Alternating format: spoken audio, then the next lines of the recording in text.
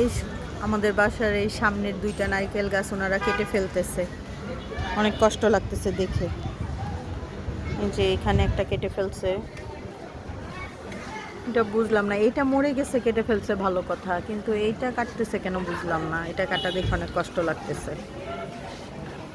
আমাদের বাসায় দুটা নারকেল গাছ ছিল, সেটার কথা মনে পড়তেছে। আমাদেরও আব্বু এরকম নারকেল গাছ ছিল, কেটে ফেলছে।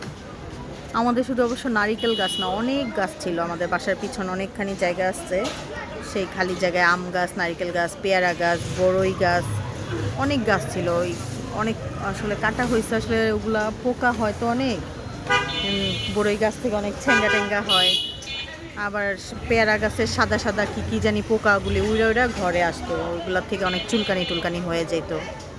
এর জন্য কেটে ফেলছে। কাঁঠাল গাছ ছিল, আম গাছ ছিল, তারপর আমাদের বাসার সামনে দুইটা নারিকেল গাছও ছিল, সেগুলোও কেটে ফেলছে।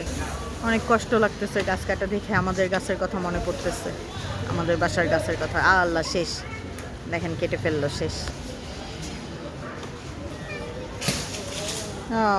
লাস্ট, আহারে শেষ।